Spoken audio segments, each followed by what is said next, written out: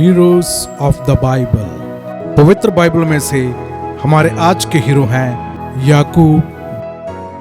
याकूब Bible में केंद्रीय शख्सियत है जो अपनी जटिल जीवन कहानी और इज़राइल राष्ट्र के निर्माण में महत्वपूर्ण भूमिका के लिए जाना जाता है।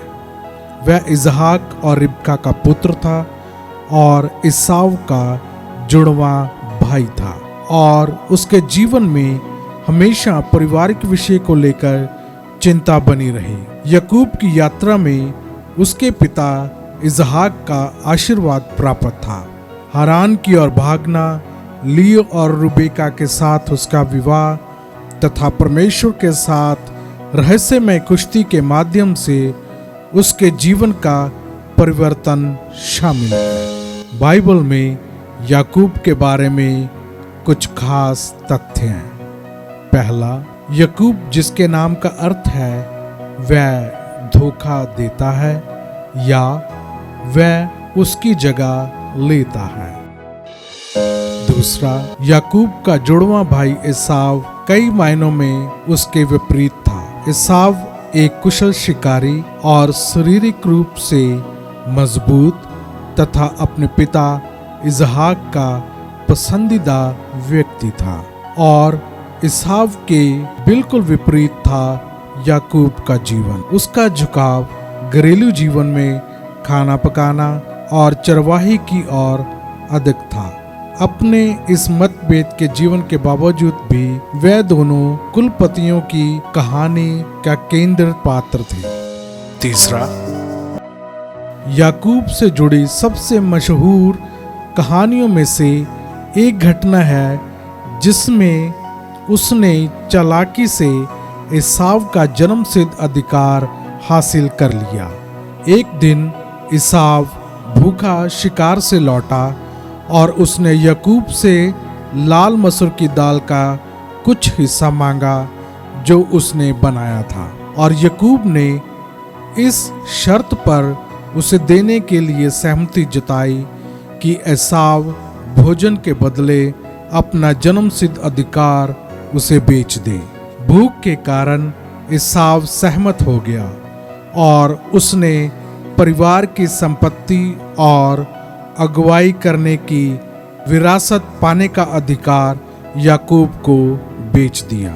इस घटना ने याकूब और ईसाव के बीच भविष्य में टकराव पैदा कर दिया, पर याकूब ने अपने पिता इसहाक को धोखा देकर ईसाव का निर्धारित आशीर्वाद भी प्राप्त कर लिया और चालाक मौकाप्रस्त व्यक्ति होने की प्रसिद्धि प्राप्त कर ली, जिसमें उसके नाम का अर्थ नजर आता है। 4, याकूब का हारान भागना उसके भाई ईसाव के बदला लेने की धमकी से प्रेरित था।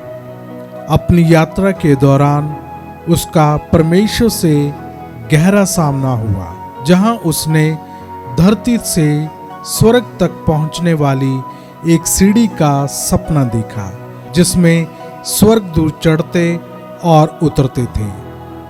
उसने देखा जहां पे परमेश्वर ने याकूब के पूर्वज अब्राहम और इसहाक के साथ की गई वाचा की पुष्टि की। हारान में याकूब ने अपने मामा लबान के पास शरण ली।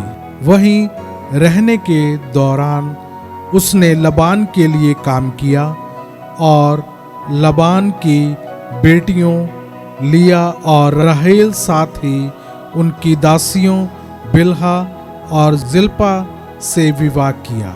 इन विवाहों से इज़राइल के 12 गोत्र का निर्माण हुआ।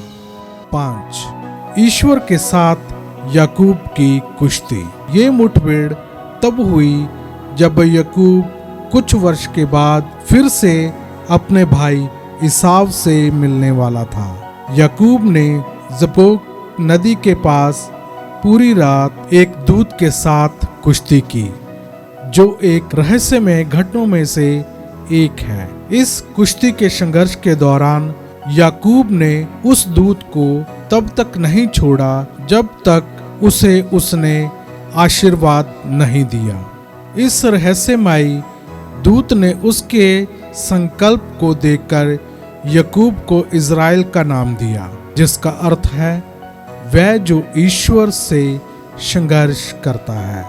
और याकूब को राष्ट्र का पिता के रूप में कहा गया। 6 याकूब 147 वर्ष तक जीवित रहा और अपनी मृत्यु से पहले उसने अपने 12 बेटों को आशीर्वाद देने और उनके भविष्यवाणियां करने के लिए इकट्ठा किया, और ये भविष्यवाणियों ने इज़राइल के कबीले में एक महत्वपूर्ण भूमिका निभाई। याकूब मिस्र में मर गया क्योंकि यहाँ पर उसका परिवार काफी समय से रह रहा था। याकूब के अवशेष को उसके पूर्वज अब्राहम और इसहाक के साथ साथ अपनी पत्नी लिया के साथ हेब्रोन में मकपेल की गुफा में दफन किया गया। ये दफन स्थल यहूदी परंपरा में महत्वपूर्ण है और इसे दुनिया में सबसे पवित्र स्थलों में से